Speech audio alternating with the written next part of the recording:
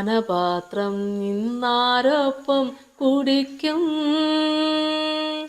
പാവന സ്നേഹമേ മനമുഴലുമ്പോൾ ഞാൻ കാണുന്നില്ലാരെയും ഒപ്പം. ഈ ആരാധന മാത്രമാശ്വാസം, ഈ ആരാധന മാത്രമാശ്വാസം. കർത്താവിന് എനിക്ക് ഏറ്റവും പ്രിയപ്പെട്ടവരെ, 56 സങ്കീർത്തനം അതിൻ്റെ 8 മുതലുള്ള വചനഭാഗങ്ങൾ നമുക്ക് വായിക്കാം. നീ എൻ്റെ ഉഴൽച്ചകളെ എണ്ണുന്നു, എൻ്റെ കണ്ണുനീർ നിന്റെ തുരുത്തിയിൽ ആക്കി വെക്കണമേ, അത് നിന്റെ പുസ്തകത്തിലില്ലയോ? ഞാൻ വിളിച്ചപേക്ഷിക്കുമ്പോൾ തന്നെ എൻ്റെ ശത്രുക്കൾ പിന്തിരിയുന്നു. ദൈവം എനിക്ക് അനുകൂലമെന്ന് ഞാൻ അറിയുന്നു. ഞാൻ ദൈവത്തിൽ അവൻ്റെ വചനത്തെ പുകഴും, ഞാൻ യഹോവയിൽ അവൻ്റെ വചനത്തെ പുകഴും.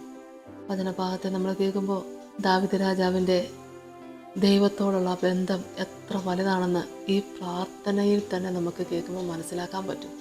പ്രശ്നത്തിൻ്റെ നടുവിലാണ് കിടക്കുന്നത്, പ്രതികൂലത്തിൻ്റെ നടുവിലാണ്.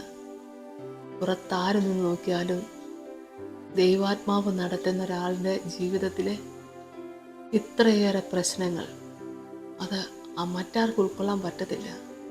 പക്ഷെ ദൈവത്തിൽ ആശ്രയിക്കുന്ന, യഹോവയെ ആശ്രയമാക്കി വെച്ചിരിക്കുന്ന, സങ്കേതമാക്കി വെച്ചിരിക്കുന്ന ദാവീദ് രാജാവിൻ്റെ ഈ പ്രാർത്ഥന ദൈവമക്കളെ, പ്രശ്നങ്ങൾക്ക് നടുവിൽ, ശത്രുവിൻ്റെ മുൻപിൽ, ശത്രു സൈന്യത്തിൻ്റെ മുന്നിൽ വലിയ അപകടങ്ങൾ കാണുന്ന സാഹചര്യത്തിൽ ദൈവവുമായിട്ടുള്ള ബന്ധം ദൈവമക്കൾ ഒന്നുകൂടെ ദൃഢപ്പെടുകയാണ് ചെയ്യുന്നത്.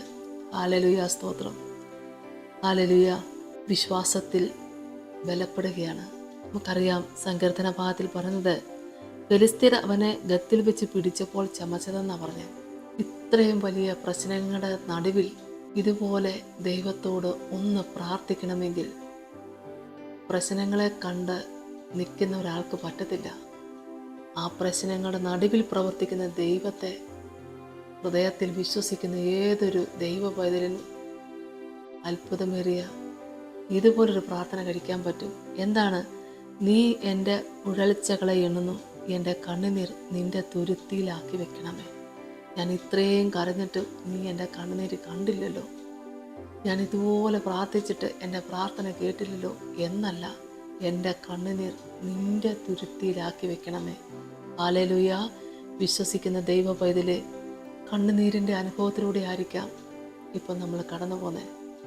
ഒന്നല്ലെങ്കിൽ മറ്റേതെങ്കിലും വിധത്തിൽ പ്രശ്നങ്ങൾ തന്നെ അതിൻ്റെ നടുവിലൂടെ കടന്നു പോകുന്ന ഒന്ന് പ്രിയപ്പെട്ടവരെ, കർത്താവിൻ്റെ തിരുസന്നിധിയിലേക്ക് നോക്കിക്കൊണ്ട് പ്രശ്നങ്ങളുടെ നടുവിൽ പ്രവർത്തിക്കുന്ന ദൈവം എനിക്ക് വേണ്ടി അത്ഭുതം പ്രവർത്തിക്കും എന്ന് വിശ്വാസം അവർക്കുണ്ടെങ്കിൽ, എൻ്റെ കണ്ണുനീര് നിൻ്റെ തുരുത്തിയിലാക്കി വെക്കണമേ എന്ന് പ്രാർത്ഥിക്കുമ്പോൾ ഈ കണ്ണുനീര് മറ്റാരുടെ മുമ്പിലില്ല, അവിശ്വാസിയുടെ മുമ്പിൽ ചെന്ന് പറഞ്ഞു കരയുന്നില്ല, വിശ്വാസം കെട്ടിട്ട് മാറി നിന്ന് പരാതി പറയുന്നില്ല, പരിഭവങ്ങൾ പറയുന്നില്ല.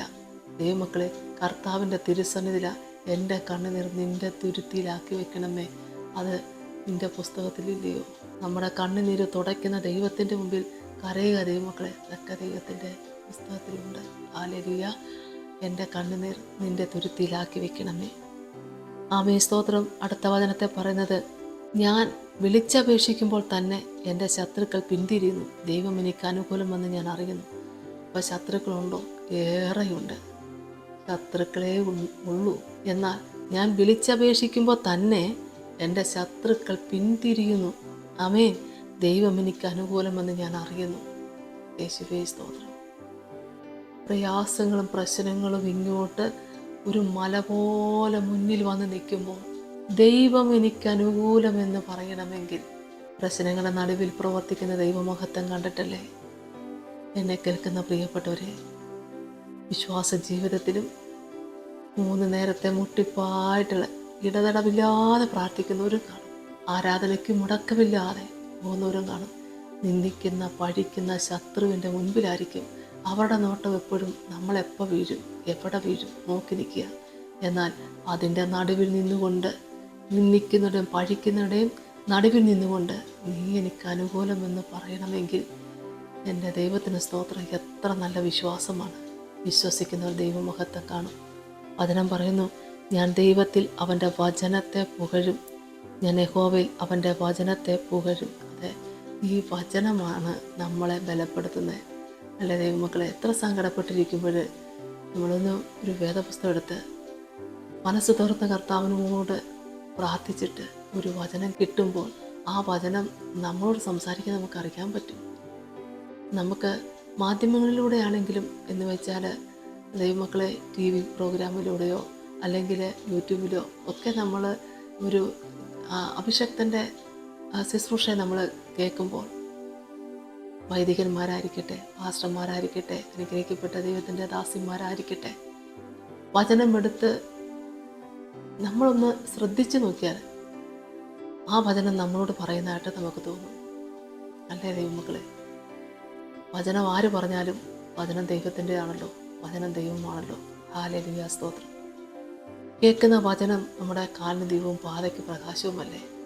ഈ തിരുവചനത്തിൻ്റെ മുമ്പിലിരിക്കുന്ന ദൈവമക്കളെ, എപ്പോഴും നമുക്കറിയാം, ഒരു ആരാധന കൂടി എഴുന്നേൽക്കുമ്പോൾ നമുക്ക് ഒരുപാട് സമാധാനമാണ്.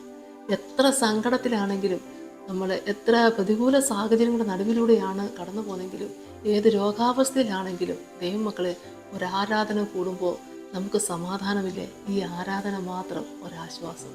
പ്രാർത്ഥിക്കാം. സ്തോത്രം കർത്താവേ, കരുണാസമ്പന്ന എൻ്റെ സ്വർഗീയ നല്ല ദൈവമേ, കർത്താവെ, അവിടുത്തെ തിരുസന്നിധിയിലേക്ക് അടിയങ്ങളെ സമർപ്പിച്ചുകൊണ്ട് പ്രാർത്ഥിക്കുന്നപ്പ ഈ ശുശ്രൂഷയിൽ പങ്കുചേരുന്ന എല്ലാവർക്കും വേണ്ടി പ്രാർത്ഥിക്കുന്നു. എൻ്റെ മക്കളെല്ലാവരും ആയിരിക്കുന്ന സ്ഥലത്ത് ദൈവകൃപ കൂടെ ഇരിക്കണമേ. കർത്താവെ, കണ്ണുനീർ താഴ്വരയില്ല, ഏറെ കഷ്ടങ്ങളുടെ നടുവിലൂടെ കടന്നു പോകുന്ന മക്കളാ.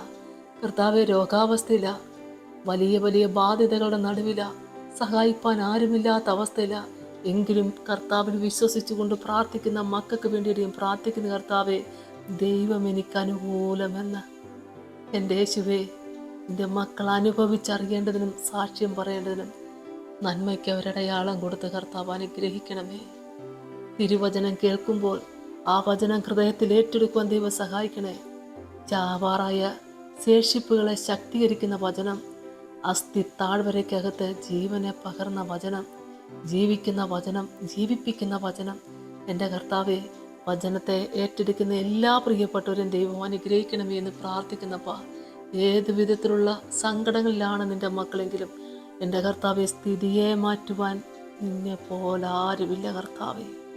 ഈ സമയത്ത് പ്രാർത്ഥിക്കുമ്പോൾ എൻ്റെ പൊന്നുതമ്പുരാൻ്റെ കരം നിൻ്റെ മക്കളെ ഒന്ന് തൊട്ട് അനുഗ്രഹിക്കണമേ. സമാധാനം കൊടുക്കണമേ, ആശ്വാസം കൊടുക്കണമേ.